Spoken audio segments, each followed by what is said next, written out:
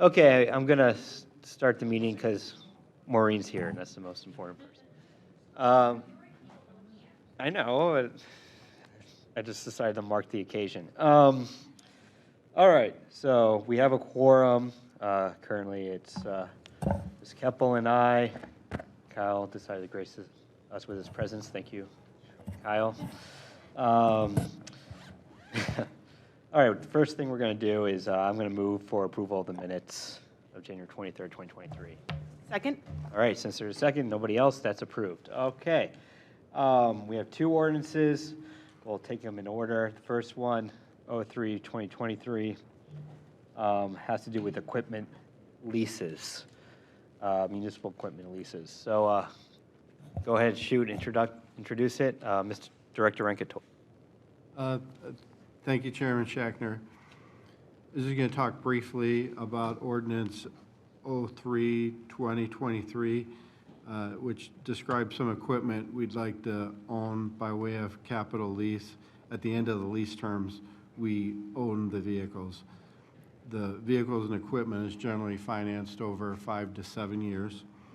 Before the meeting, you did receive a proposed substitution for the capital lease ordinance, which basically just removes the vendor name from the legislation. So that's really all we were trying to accomplish. Finance does require the ability to select the best and the most advantageous bid at any moment in time without naming an exact vendor in the legislation. After discussing some of the logistical and supply chain issues we've been experiencing with respect to delivery of the vehicles and equipment that we want to purchase, and also considering the current interest rate environment, Director Vargo recommended that we prepare substitute legislation that does not incorporate the actual name of our financing partner. We'll follow the competitive bidding process, but this change gives us the flexibility necessary to select the lowest, best, and most responsive bid at the appropriate times to most economically and administratively complete our city business. The ordinance also lists the equipment that was approved in the 2023 capital plan that we plan on financing. And up on the board, what I did is I just redlined out there the changes that were made in the proposed substitute to help facilitate any analysis of what's changed. All right, thank you. So these are all items that have not been purchased or leased yet. You're going to, so when you're bidding, how's the bid process work for leases? We go through the process and we will bid it out. I think that's a good discussion for the next piece of legislation, because we're going to talk specifically about the bid process and maybe some of the issues that we've had. But basically, James kind of starts off and tries to get the best prices that we can on the equipment and vehicles that are required. And from our standpoint, though, what we're doing in the capital lease legislation is we're finding the best price for the financing of this, roughly $3.7 million. So, and how do you go about? Sorry to interrupt, because that's actually the question I wanted to ask. Sure. Okay. So how do you go about finding or evaluating the different financing options? We just bid it out. We have a bidding process. The last number of years, it really hasn't been close. It's been Key Bank almost every time, and they've won by like a large margin. So we seem to always have the best and lowest bid at Key Financing. The one year I think it was like 0.73. That was like a couple of years ago. We anticipate that the interest rates are going to be substantially higher this year than they have been, the last couple of years, just in the current interest rate environment. And with the items in the legislation, I know, for instance, the aeration blowers I was just talking to the engineer today, and, I mean, there's a 3 or 4 month lead time for that. The lead time for some of the other things might be considerably longer. So part of the issue I think we'll end up working is, I don't want to have to borrow a bunch of money and then not have these things in hand. I want to try and, you know, orchestrate it such that the time we get the money pretty much coincides with when we have the vehicles, if I can do that in any way. So that's kind of what we're dealing with. Otherwise, we're just paying interest on something we don't have or don't have yet. And eventually, we're going to need to, you know, get this equipment, stuff that is needed. But those are just kind of the backdrop within which we're working in. Okay, and I noticed that the authority is for the total amount of what the estimated cost of each vehicle that was proposed in the budget, right? Sure. So in aggregate, you know, there's the 3.7 million there, and then it individually lists the other items on the schedule. So what generally happens is James Holman goes through and he gets the best bids for the vehicles and equipment. Sometimes, you know, certain things are a little bit over. Sometimes it's a little under. I mean, usually he's very conservative with how he does it, but you know, there's just sometimes where it ends up being over. I mean, we don't want to have to borrow any more or, you know, pay any more than what we have here, because this is what we're borrowing. We just want to get it all paid back. But that's generally how the process works. He kind of reports back to us and says, yeah, on this one, this is what this ended up being. But So it's more important that it doesn't go over the total cap versus any individual vehicle for your purposes? definitely in this case, because this is what you're authorizing us to, like, borrow. So maybe we'll come in and we'll say, hey, we don't need to borrow this much, as it turns out. But, you know, we definitely don't want to go over this amount in this case. So I think in the past, we have had definitely times when we didn't need to borrow quite as much. But this is like the maximum that we have here, and it just kind of fluctuates depending on, you know, what the nature of the market is, or the nature of the market for the specific vehicle or piece of equipment that we need. All right.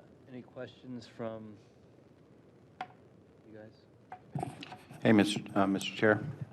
Thanks, Mr. Chair. Members of the administration, thanks for the presentation tonight. I mean, the changes make sense to me. Two quick things. One is the amount here, 3695, almost 7 million. That's the amount that appeared in the budget, correct? So there's no change to the total budgeting amount. Is that correct? Correct. Okay. And if I heard you correctly, Director Rankator, if we don't need all of the funds, we'll borrow less, but because we're financing it, we probably will borrow all of those funds unless we can find out pretty quickly here that there's a big change that would affect that amount. Is that right?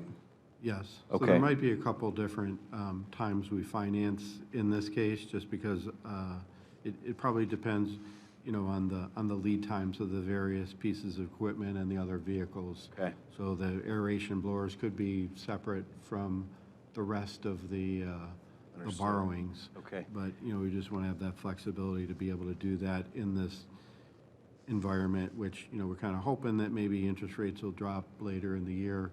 But, you know, we just don't know those kind of things yet.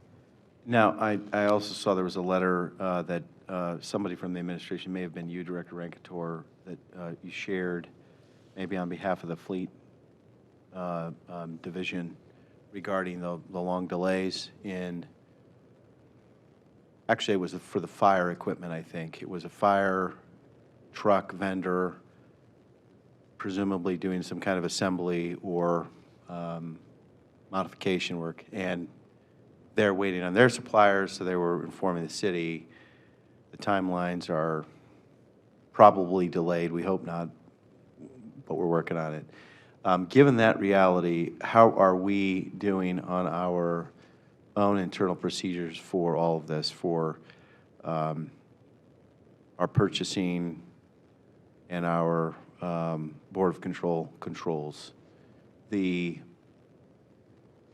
thresholds, this harkens back some years, but the thresholds, in fact, when I was first on city council, an outgoing employee said, you know, we haven't looked at the amounts in our Board of Control process since they were first created in the late 80s, early 90s, so those are fixed, even for inflation back when I started in 2008. So here we are all these years later. Now we're on the other side of COVID-related inflation. You know, are we experiencing any delays in our internal procedures beyond what we're describing in tonight's proposed revisions to tonight's proposed ordinance that we ought to keep an eye on? I don't think the Board of Control inhibits the purchase of the vehicles itself, but it administratively, those dollar amounts make it perhaps a little bit more cumbersome to operate within. I know, for instance, the state has a $50,000 threshold. Many municipalities kind of follow that. That's what's provided for in the revised code is the $50,000 you know, minimum to go to the Board of Control. And, you know, perhaps that's something we could look at and bring back to the council at the right time, you know, adjusting that Board of Control portion of it. But, you know, as for it interfering with any of this, Okay. I don't think it interferes with Not in this one. You know, there's many things we do, like purchasing salt and purchasing, you know, crack seal, all the things in the world of the director to your right, who, you know, frequently has to be responsive to changing conditions. You know, so just a thought. Wanted to ask while the topic was at least indirectly pertinent. Thanks. So I'm happy to support the proposed change. Thanks, Mr. Chair. Any other questions? Mr. Chair. Just briefly, I just wanted to thank you, Director, for the red line version. It's very helpful. Appreciate it. Sure, thank you for appreciating it. And thank you for writing it, Director Vargo. Great, so I will move to substitute this version provided to us by the administration. Second? All right, any discussion on that? Hearing none, all those in favor? Aye. Aye. All right, that passes. Now I will move to recommend this for adoption, that substituted version. Second. All right, any further discussion on this? All right, all those in favor? Aye. All right, and that passes. Okay, let's move on to Resolution 2023-08, which goes into some of the issues that Mr. Bullock was speaking about. So it's allowing exceptions to the purchasing and contracting, the bid requirements in 11.111.04. Director Rankator.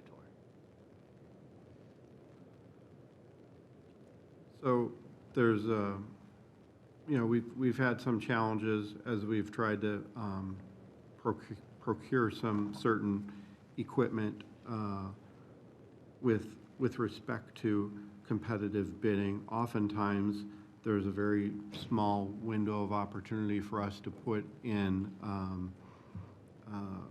to have something bid on, and the order bank closes rather quickly, sometimes within a couple of days or less than a day. And this makes our process not work in terms of being able for the city to operate and get the equipment it needs. Hence, we're here. And James and Chris are here. They can kind of probably go into a little bit more like some of the issues that they've had. I don't know if that describes everything that's happened, James, but I mean, James kind of works with it on a, you know, daily basis in terms of, you know, when he's doing these tasks. All right. Before we get into that, I just have a question for Director Vargo. So under 111.04 bidding, of course, there are some exceptions to the $7,500 threshold where things are then required to go to bid. So I'm curious under what's section, are you seeking authority from council to approve this new exception? Because the way I see it, there's two that are potentially applicable. But of course, some more information would be needed. The first would be, let's see, bear with me for 1 second. Section 1.04A3, which are contracts which are determined by council to be necessary to meet an emergency arising in connection with the operation or maintenance of any city department or agency or any equipment, property, improvement, or facility of the city, including without limitation, contracts for work, services, construction, reconstruction, renovation, on repairs. This is renovation on repairs. I guess that needs to be changed to or. But or is it more under section 810, which is contracts under other circumstances where council determines that it's either impractical to award the contract under competitive bidding procedures or cost effective and in the best interest of the city to award the contract without competitive bidding, and in such cases, council has approved a form of the contract to be awarded without competitive bidding. So I guess it's two-part. One, is it under where there's an emergency, or under the section 10, that's more, it's in the best interest of the city, and it's impractical to do it in a different way. And then my second question would be, if it is the latter, then what does it mean that council has approved a form of the contract to be awarded without competitive bidding? Yes, thank you, Mr. Chair. Those are very applicable questions we have considered. We agree with you. Those are the two potential exceptions. When you look at item 10, we don't have the form agreement. It's just not ripe at this point. But if we had the form agreement, we could just point to the exception to 10 because it certainly fits into that. We are saying, the administration is saying it's just not practical in this day and age to adhere to the competitive bidding. And it's in the best interest of the city and the cost effectiveness to go forward and give the authority to the relevant individuals who are tasked with purchasing these items. There is a glitch. At this time, we don't have the form agreement, but we will have it and could present those to this committee or to council. So it is squarely within item 10. We just don't have the form of agreement yet. Okay. Of course, we have the agreement from last year to the extent Key is the awarded lender lessor this year. Okay, so it doesn't have to be done simultaneously. We could give that authority, and then once that type of agreement, or at least the first one, comes around, that would need council approval? We will present it to council. That provision, Mr. Chair, is a check on the exception. Mm-hmm. It's an exception, but the ordinance, council through the ordinance says we want to put a check on the administration, and that is we want to see that form of agreement. We'll present that form of agreement, but there are built-in checks to the resolution already, and that is, well, it ties back to the aggregate authority of 3.7 million. So we cannot go over that. That's determinative, and there is a check right there. But this will be an added check to give us even more comfort of compliance with exception number 10. And with the prior legislation that was just approved out of committee, and you can tell me if I'm thinking about this right, I mean, the prior legislation gave a maximum amount not to exceed, but also gave interest rate amount not to exceed no more than 6%. So in a sense, any sort of agreement that would come forward, the two, more likely than not, the most important to the body and being fiscally responsible, and the purpose of these competitive biddings and these checks and exceptions would be that we're not exceeding a certain amount of money or super high interest rate, but we have accounted for that in the prior resolution. Could that be argued as a form, as approving a form of the agreement contract? Yes. I agree with you, and I'll just point out, Mr. Chair, a third check, you mentioned interest rates and the aggregate amount, but we also have the term of 20 years, so we are checked, the administration is checked on that. So there are ample controls built into the prior ordinance that we considered tonight. Right. And I guess just for purpose of the record, if you folks can just give us a little explanation of the difficulty in having, especially in this environment, of having to bid for these type of this type of equipment. Sure. Thank you, Mr. Chair. Basically, in today's world, I'm sure as everybody here knows, with purchasing a vehicle, there is a large problem with supply chain issues.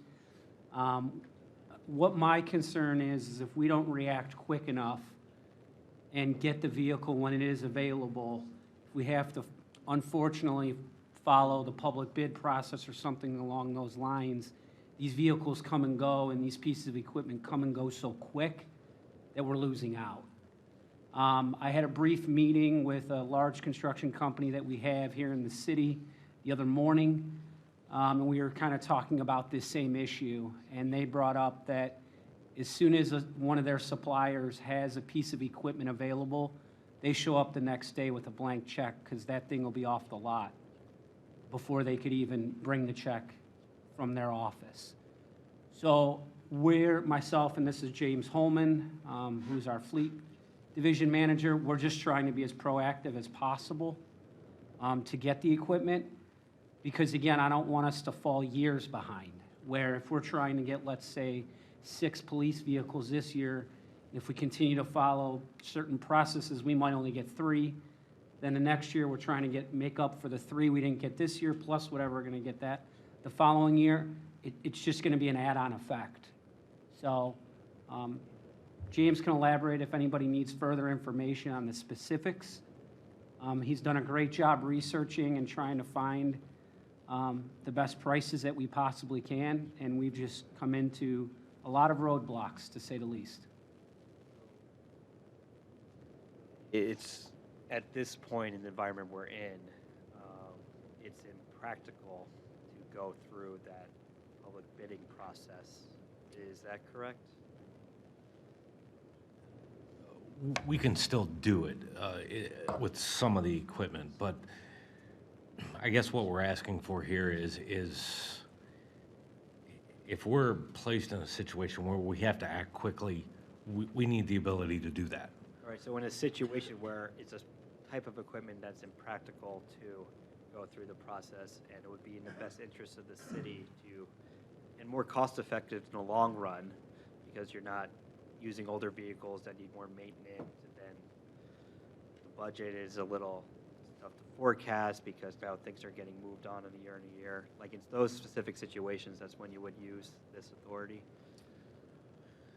This would specifically be in situations where order banks open and close very quickly.